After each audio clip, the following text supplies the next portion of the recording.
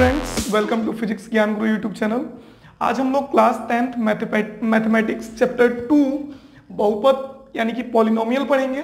ठीक, तो सबसे पहले हम देखेंगे कि बहुपद होता क्या है, फिर उसके बाद बहुपद की घात क्या है, फिर रैखिक बहुपद क्या है, द्विघात बहुपद क्या है और त्रिघात बहुपद क्या है। ठीक, तो सबसे पहले समझते हैं बहुपद क्या है। तो देखिए, बहुपद को यदि हम तोड़ें तो ये टूटता किसमें है, एक होगा बहु, दूसरा पद। बहु का मतलब बहुत और पद जिसमें बहुत से पद होंगे उनको हम क्या कहेंगे, बहुपद कहेंगे। यानी कि ऐसा बीजीय व्यंजक जिसमें दो या दो से अधिक पद होते हैं उसको हम क्या कहते हैं, बहुपद कहते हैं। तो ऐसा बीजीय व्यंजक जिसमें दो या दो से अधिक पद हो, जैसे मान लीजिए 4x² प्लस 4x प्लस 2। ठीक, तो ये भी क्या हुआ, एक बहुपद हुआ। ठीक, जैसे 3x प्लस 4 बहुपद हुआ, 5x plus y equal to 4, ये भी क्या हुआ, बहुपद। जिसमें दो या दो से अधिक पद होंगे उनको हम क्या कहेंगे, बहुपद कहेंगे। ठीक, तो उसके बाद बहुपद की घात क्या है। तो देखिए, किसी बहुपद में जो सबसे बड़ी घात होती है उसको बहुपद की घात कहते हैं। क्या बोले, किसी बहुपद की जो सबसे बड़ी घात होती है उसको हम क्या कहते हैं, बहुपद की घात कहते हैं। ठीक, और बहुपद की घात जो होनी चाहिए एक पूर्ण संख्या होनी चाहिए। किसी भी बीज व्यंजक के बहुपद होने की जो शर्त है उसमें उसकी घात क्या होनी चाहिए, एक पूर्ण संख्या होनी चाहिए। जैसे 4x² प्लस 3 या 8x³ plus 4x² plus 3x plus 4। तो इसमें इनकी जो घातें हैं ये सभी क्या है, एक पूर्ण संख्या है। ठीक ना। तो बहुपद होने के लिए शर्त क्या है कि जो चर होगा, चर की घात क्या होनी चाहिए, एक पूर्ण संख्या होनी चाहिए। ठीक, यदि हम बोल दें कि x plus x² plus 1/y², तो ये बहुपद नहीं होगा। क्यों? क्योंकि यहाँ y की घात एक पूर्ण संख्या नहीं है।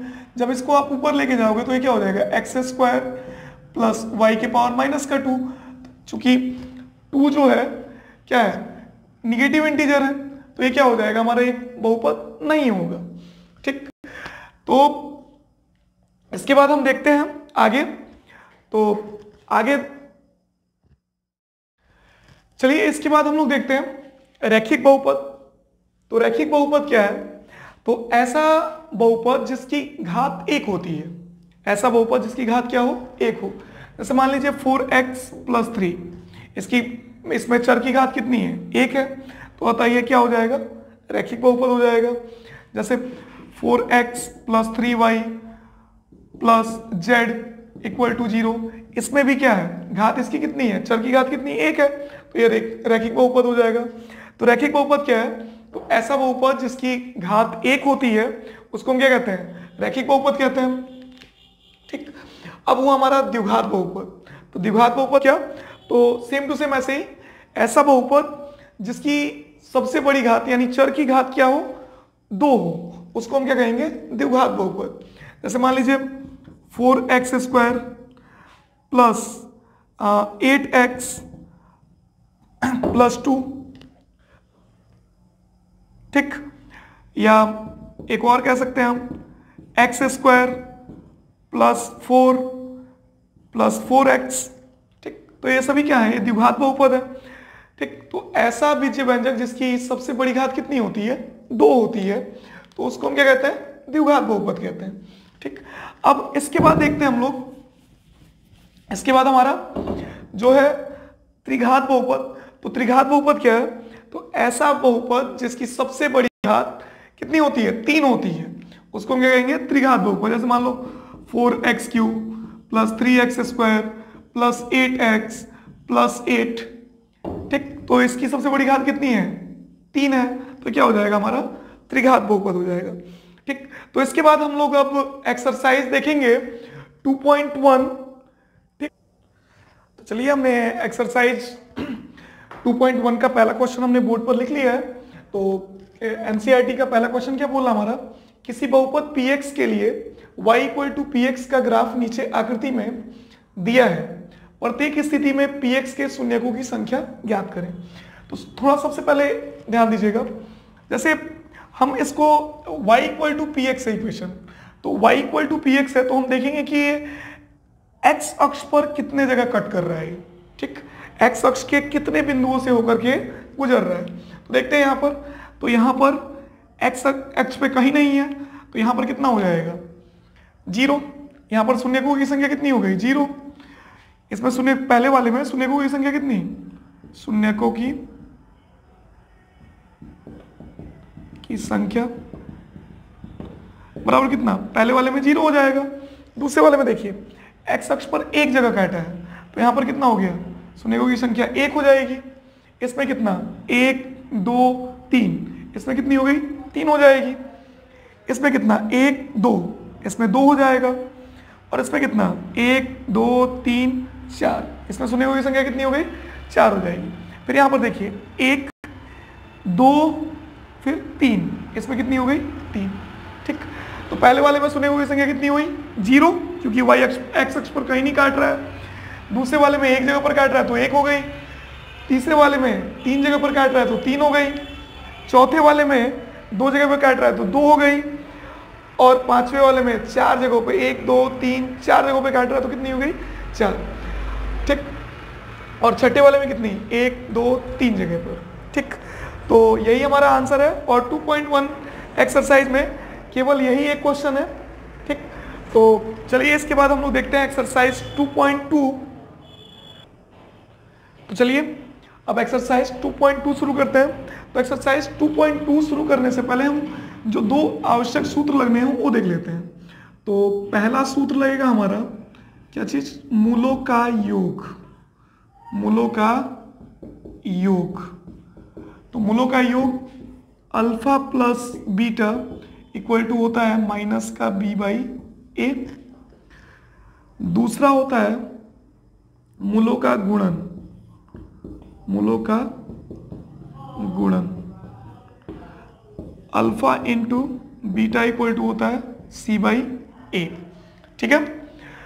तो ये 2 हमारे सूत्र लगेंगे। तो देखते हैं हमारा पहला क्वेश्चन क्या बोल रहा है। तो देखिए पहला क्वेश्चन है हमारा, पहला क्वेश्चन बोल रहा है निम्न द्विघात बहुपदों के शून्य ज्ञात कीजिए और शून्यकों तथा शून्यकों के बीच के संबंध की सत्यता की जांच कीजिए। देखिए हमें शून्यक तो निकालना ही है, शून्यक निकालने के साथ साथ इनके संबंध के सत्यता की जांच भी करनी है, जिसके लिए हमारे ये 2 सूत्र लगेंगे, ठीक। तो चलिए पहला क्वेश्चन हम लोग देख लेते हैं। इससे पहले इसको हम साफ कर लेते हैं, ठीक। तो पहला क्वेश्चन है हमारा, फर्स्ट का फर्स्ट है x square minus 2x minus 8, ठीक। तो X square minus 2x minus 8 equal to हम 0 ऑपरेट कर लेते हैं, ठीक ना। तो अब 8 का ऐसा फैक्टर चाहिए हमें जिसे जोड़ने या घटाने पर कितना आ जाए 2 आ जाए। तो 8 का ऐसा फैक्टर कीजिए, 8 का ऐसा फैक्टर इसे जोड़ने या घटाने पर कितना आ जाए 2 आ जाए। तो देखिए 4 दूनी 8, 4 में से 2 गया तो कितना बच जाएगा 2 बच जाएगा। तो कितना हो गया X square minus 4 minus 2 into X minus 8 equal to 0। तो ये कितना हो जाएगा जी, एक्स स्क्वायर माइनस से अंदर मल्टीप्लाई किया तो कितना 4x माइनस माइनस क्या हो गया प्लस का 2x माइनस 8 इक्वल टू 0। अब इन दोनों में कॉमन कितना है x, तो अंदर कितना बच गया x माइनस 4 प्लस इन दोनों में कॉमन कितना है 2, तो ये कितना बच गया x माइनस 8 इक्वल टू 0। अब देखिए x माइनस 4 बचेगा, x माइनस 4 इक्वल टू 0। तो देखिए इसके बाद इन दोनों में से कोई एक लिख लेते हैं हम, x माइनस 4 और दूसरा वाला कितना हो जाएगा x प्लस 2 इक्वल टू 0। यदि हम इसको 0 के बराबर ऑपरेट करते हैं x माइनस 4 इक्वल टू 0, तो x इक्वल टू कितना आ जाएगा जी 4 आ जाएगा। और यदि इसको 0 के बराबर ऑपरेट करते हैं तो x plus 2 equal to 0, x equal to कितना आ गया माइनस का 2। तो हमारा क्या हो गया अल्फा, अतः अल्फा इक्वल टू कितना हो गया हमारा 4 तथा बीटा इक्वल टू कितना हो गया माइनस का 2। अब यहां से हम जांच करते हैं संबंध के सत्यता की जांच। ठीक, तो चूंकि alpha plus beta equal to क्या होता है माइनस का बी बाई ए, तो अल्फा हमारा कितना है 4 है, प्लस बीटा कितना है माइनस का 2 है, माइनस बी। देखिए इसको हम कंपेयर कर लेते हैं किससे, a x square plus b x plus c equal to 0 से। ठीक, तो ए की जगह पर कितना है 1, ए की जगह पर 1 हो जाएगा, बी की जगह पर कितना माइनस का 2 और सी की जगह पर माइनस का 8। तो बी की जगह पर कितना है हमारा माइनस का 2, तो माइनस का 2।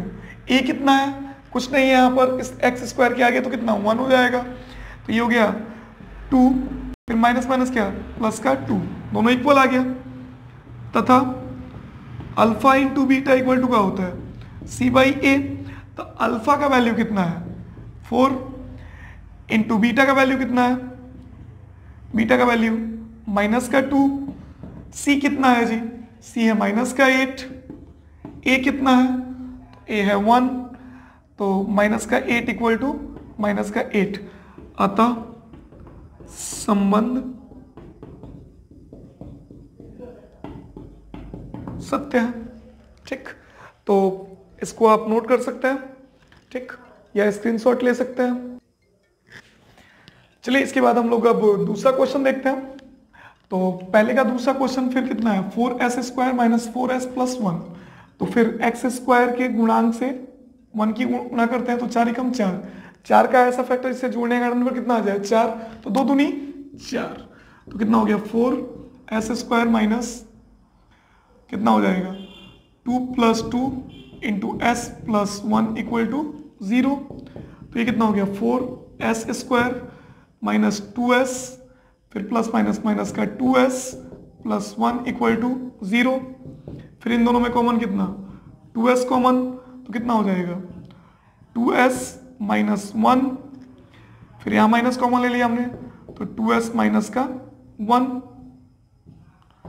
Equal to 0। फिर बच कितना गया हमारा, ये हो गया 2s माइनस 1 और 2s माइनस 1 इक्वल टू 0। यदि 2s माइनस 1 इक्वल टू 0 तो 2s equal to 1 s equal to 1/2। अतः दोनों सेम है, तो अल्फा इक्वल टू भी 1/2 तथा बीटा इक्वल टू भी 1/2। ठीक, तो अब इसके बाद संबंध के सत्ता की जांच करते हैं। तो जांच में क्या हो जाएगा alpha plus beta equal to minus का b बाई ए।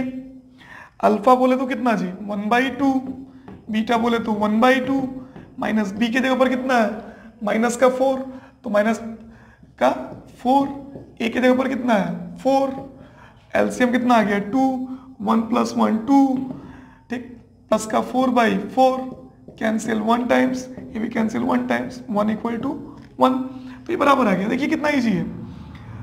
तथा इसके बाद alpha into beta equal to c by a होता है, तो 1/2 इंटू 1/2 इक्वल टू सी कितना जी 1 बाई ए कितना, तो 4, तो 1/4 इक्वल टू 1/4। अतः संबंध सत्य है। ठीक, तो इसको भी आप लोग नोट कर सकते हो। फिर इसके बाद अगला क्वेश्चन देखेंगे हम लोग। तो देखिए अगला क्वेश्चन है हमारा कितना 6x square minus 3 minus 7 equal to 0। तो इसको पहले अरेंज कर लेते हैं हम। इसको कितना लिख सकते हैं 6x square minus 7x minus 3 equal to 0। ठीक, तो ये हमारा हो गया कितना।